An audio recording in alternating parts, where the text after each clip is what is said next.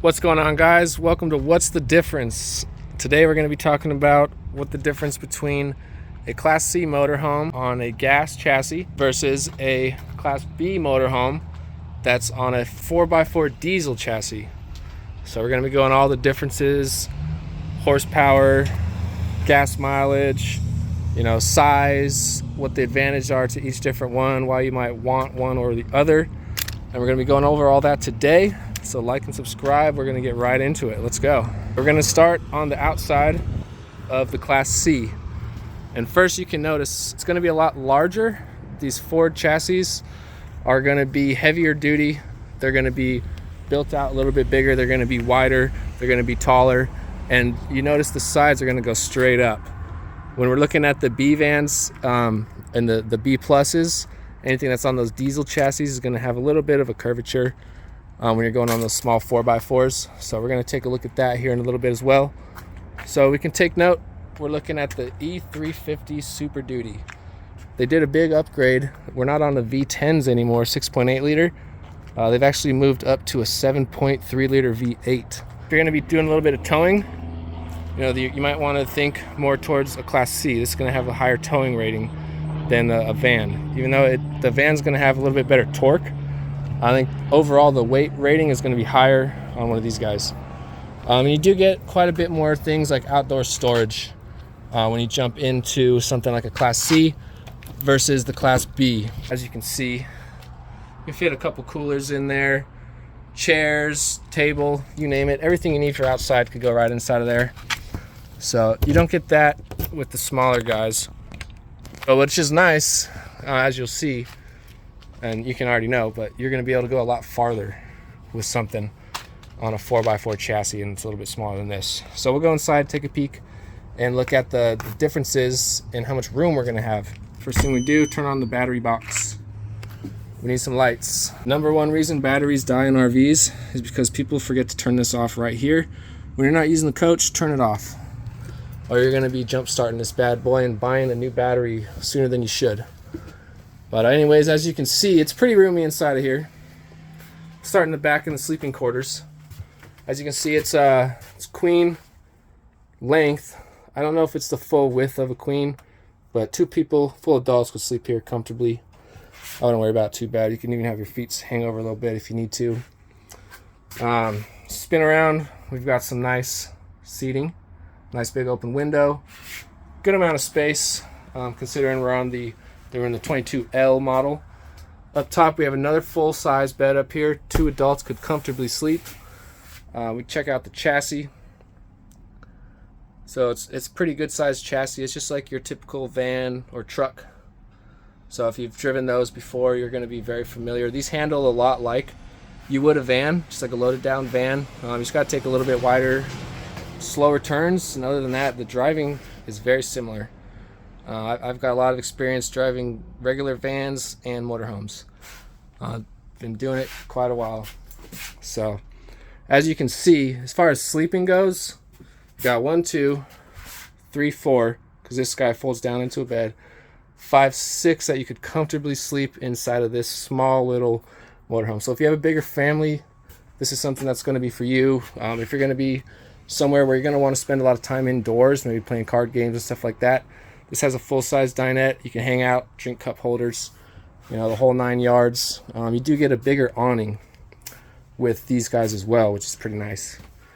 But another big feature, closet space. You get quite a bit for all 6 people to put their stuff in there. A little bit down there. We'll go into the bathroom. This is going to be one of the major differences between like a B van and your Class C. So as you can see, we have a toilet, sink, shower, all separate. What I like to do, and what I recommend you do too when you're checking out RVs, do the sit test on the toilet. Sit down on the toilet, check your knee space. Look at that. That's a lot of knee room. I could be pretty comfortable in that. I'm 5'11" myself. Not the tallest, not the shortest, but it does make a difference. Nice big shower, nice tall skylight. So this is what we call a dry bath. So you have a full separate shower and toilet. Now that's going to be different in the smaller 4x4 chassis that we're going to be taking a look at. So stick around and we'll be right over to that soon. A couple more things in here. Overhead storage, quite a bit. Lots of big natural light coming in. So you can get an idea what you might want to be traveling around in. This is, if you're gonna have a family, you know, seat belts. It's a lot more safe, more comfortable of a ride for quite a few people. You can get up, use the restroom, no problem. Get in the snacks, you name it. So it's not bad. So again, there is the Class C. See all that room. And don't forget, turn that off so we don't have a dead battery. All right, let's go check out the B. So we're taking a look at the Thor Tranquility 4x4 sitting on the Mercedes Sprinter chassis. It's a 2500 144-inch wheelbase. That's the shorter model. It's the better one as far as vans go for off-roading. You can get the longer wheelbase, but then you just don't get the clearance and the 4x4 capabilities that you do in this guy. But as you can see right away, we're looking at a much skinnier profile. It's basically as wide as a van. I mean, it is a van.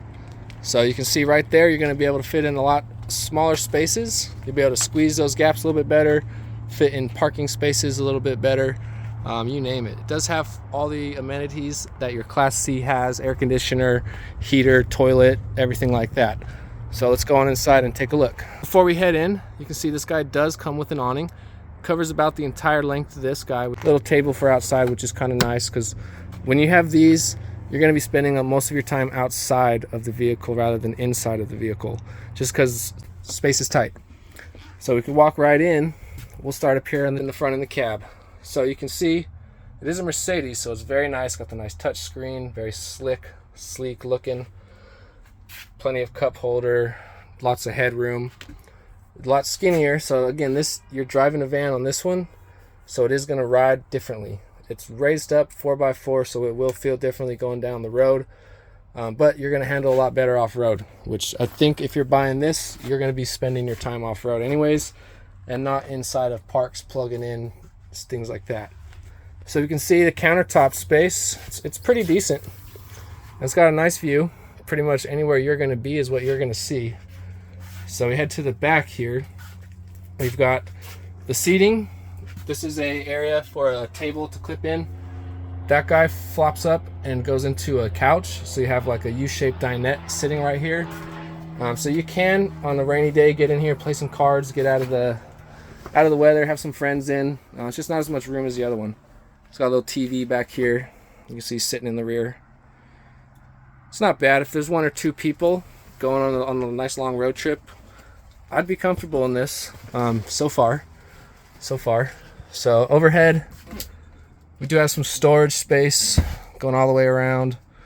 This looks like it is a zip down little backer, so you can keep the bugs out when you have the door open. That's kind of neat. Let's go check out this bathroom. So this is going to be a major difference between the C and the B, as you can see here. So first thing I'm thinking of is I'm doing the sit test in this one. I don't know how this is gonna be. Interesting. Can't fit my finger there. I can't shut the door. Oh, I guess I can. But wow. I guess the things you sacrifice to be able to go off-road, man. I'll go outside before I use this thing. I don't know about you. But it is nice. You have a shower. Pull this mat out. It drains right down there. So that is pretty neat. It's a good sized shower. I'll give it that. So, and I guess in a pinch in the middle of the night, if you need to go, it's going to work. So, but again, we're in a van chassis. We're not on a big, long truck chassis that has an extended bed. So, but we do have a nice little refrigerator. So overall, you know, if this is just going to be like you and the missus, maybe a dog, small dog or two, you can totally make this work. But if you're going to have a bigger family, you're going to have some kids with you, you definitely are probably going to want to go with that Class C or look at some other options, because it's going to be a little too small. But if you want to get out and get on that trail, get into those hard to reach places, this is definitely the one for you. So this Mercedes has got a 3-liter turbo diesel, got 144 horsepower, puts out 325 pounds of torque, and considering, you know, it's the turbo diesel, and it's a lot smaller, lighter chassis than the full-size Class C, you're going to be going up those hills quite a lot better. It's going to pull a little bit easier up those hills, so that's not bad. When we're looking at the 7.3 liter, we're going to be looking at 430 horsepower with 475 pounds of torque, which is significantly more, but you're also on a significantly bigger chassis, and you're going to be significantly heavier going down the road, and there's a lot more to move with that 430 horsepower. But anyways, you guys can make the comparison, figure out what you want to buy for yourself. I've just laid out some of the facts for you, try to make it a little bit easier. And if you got some good quality information from this, please like, subscribe, and share. Send it to your friends, family, send it to that person you're trying to convince to buy an RV and get out camping. Trust me, don't wait, just get out there and do it. I'll take 2 of them. Well, thank you guys for watching. Let me know in the comments if you thought this was interesting, if you want to see some more videos like this, and what kind of comparisons you would want to see. We can do them. Got access to this lot to show you guys anything you want to see. So thanks for tuning in. Peace.